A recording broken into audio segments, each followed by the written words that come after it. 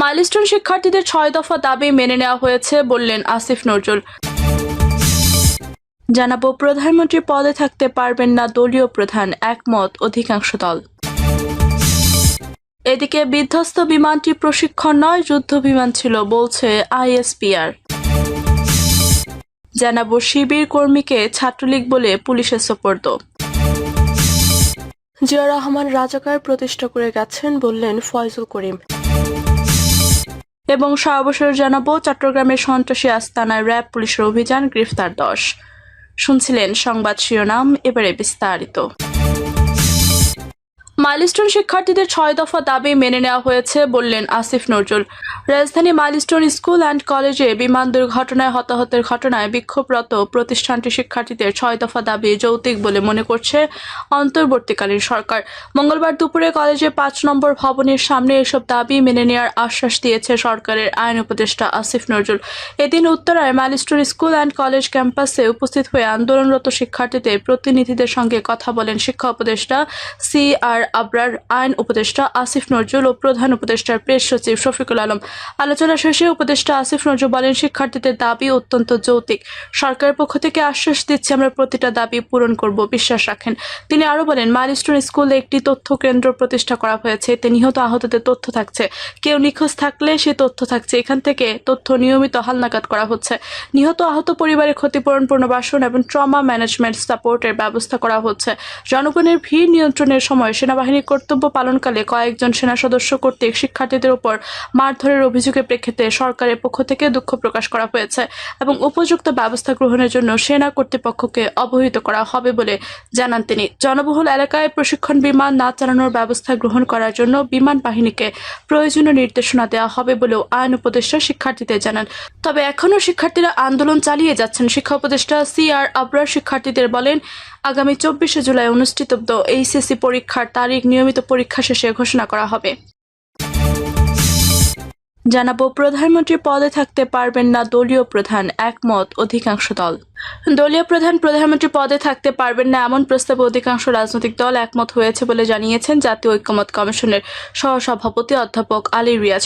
রাজধানী foreign service একাডেমিতে রাজনৈতিক দলগুলোর সঙ্গে দ্বিতীয় ধাপের সংলাপে 17তম দিনের আলোচনার শুরুতে তিনি একথা জানান। আজকের আলোচ্য সূচিতে রয়েছে প্রধানমন্ত্রীর একাধিক পদে থাকার বিধানের বিষয়ে সিদ্ধান্ত গ্রহণ, তত্ত্বাবধায়ক সরকার বিষয়ে সর্বশেষ আলোচনার উপর সিদ্ধান্ত গ্রহণ এবং নির্বাচন কমিশন, সরকারি কর্ম কমিশন, মহাহিসাব নিরীক্ষক ও নিয়ন্ত্রক, দুর্নীতি দমন কমিশন এবং ন্যায়পাল নিয়োগের বিধান। আলী রিয়াজ বলেন, প্রধানমন্ত্রী পদে দলীয় প্রধান থাকতে পারবেন না বলে অধিকাংশ দল একমত হয়েছে।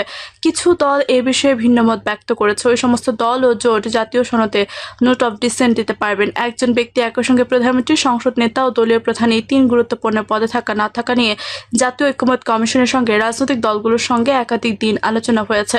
সেখানে বিএনপি ও সমমনা দল, LDP, লেবার পার্টি, NDM, 12 দলীয় জোট, জাতীয়তাবাদী সমমনা জোট এবং আম জনতা দল একই ব্যক্তিকে দলীয় প্রধানমন্ত্রীর সংসদ নেতা করার পক্ষে মত দিয়েছে। আর জামায়াত NCPর অধিকাংশ দল দলীয় প্রধানকে প্রধানমন্ত্রী করার বিপক্ষে মত দিয়েছে।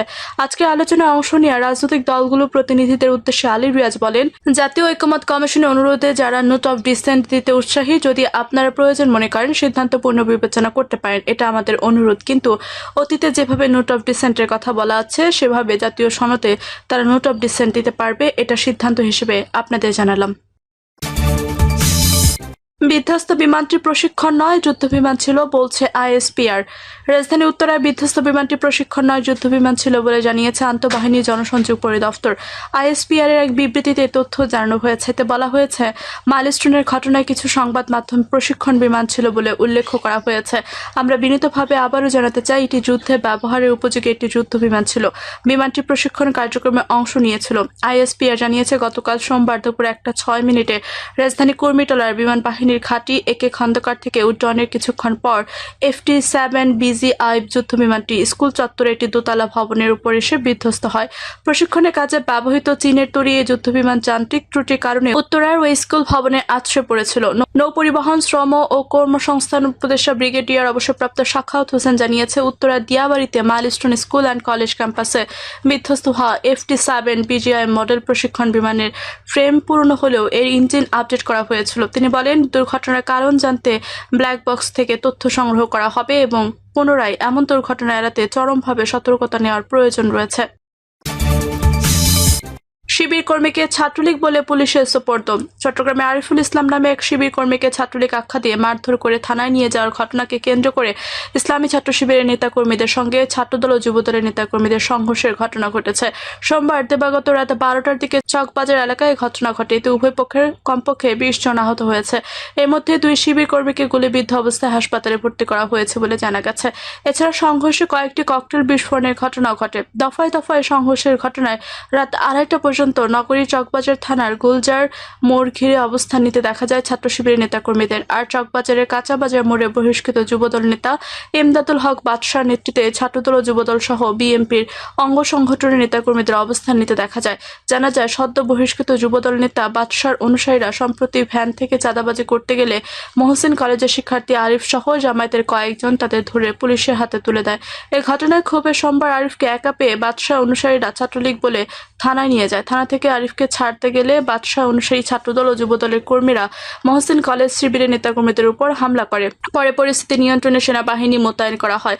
গণমাধ্যমে পাঠানো এক বার্তায় ছাত্রদল জানায়, মহসিন কলেজ ছাত্রলীগের এক নেতাকে থানা থেকে ছাড়িয়ে নিতে ছাত্র শিবির ও জামাত ইসলামী নেতারা ছাত্রদলের নেতাদের উপর হামলা করেছেন। অন্যদিকে ছাত্র শিবির এক বার্তা জানায়, 1 জুলাই যোদ্ধাকে থানায় দিয়েছিল ছাত্রদল। এর প্রতিবাদ করলে ছাত্রদল ও যুবদলের নেতাকর্মীরা মিলে শিবির শিক্ষার্থী ও পুলিশের উপর হামলা করেছেন। এ বিষয়ে মহানগর উত্তর শাখা শিবিরের সভাপতি তানজির হোসেন জুয়েল গণমাধ্যমকে বলেন, আরিফুল ইসলাম নামে আমাদের একজনকে মারধর করে পুলিশে দিয়েছে ছাত্রদলের নেতাকর্মীরা। এ বিষয়ে চকবাজার থানায় গেলে যুবদলের বহিষ্কৃত নেতা ইমদাদুল হক বাদশার নেতৃত্বে সন্ত্রাসীরা থানায় আমাদের কর্মীদের উপর হামলা চালায়।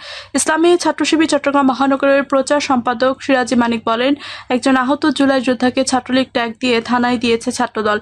এর প্রতিবাদে ছাত্র শিবিরের নেতাকর্মীর সাধারণ শিক্ষার্থীরা থানায় গেলে সেখানে ছাত্রদল ও যুবদলের নেতাকর্মীরা শিক্ষার্থী শিবিরের নেতাকর্মী ও পুলিশের উপর হামলা করেন। চট্টগ্রাম নগর ছাত্রদলের যুগ্ম আহ্বায়ক সাব্বির আহমেদ বলেন, মহসিন কলেজ ছাত্রলীগের এক নেতা আগে ছাত্রদলের এক কর্মীকে মারধর করেছিল। সোমবার তাকে দেখতে পেয়ে ছাত্রদলের কর্মীরা ধরে চকবাজার থানা পুলিশের কাছে তুলে দেন, কিন্তু শিবির তাকে ছাড়িয়ে নিতে থানায় যায়। খবর পেয়ে ছাত্রদলের নেতাকর্মীরা সেখানে গেলে তাদেরকে শিবিরের নেতাকর্মীরা মারধর করেন। চকবাজার থানার ভারপ্রাপ্ত কর্মকর্তা মোহাম্মদ জাহিদুল কবির গণমাধ্যমকে বলেন, ছাত্রদল এক ছাত্রকে ছাত্রলীগ বলে মারধর করে থানায় সোপর্দ করে। শিবির ওই ছাত্রকে তাদের কর্মী দাবি করে থানায় যায়। ঘটনাকে কেন্দ্র করে ছাত্রদল ও শিবিরের মধ্যে উত্তেজনা বিরাজ করছে। আমরা উভয় পক্ষকে শান্ত রাখার চেষ্টা করছি। জিয়াউর রহমান রাজাকার প্রতিষ্ঠা করে গেছেন বললেন ফয়জুল করিম।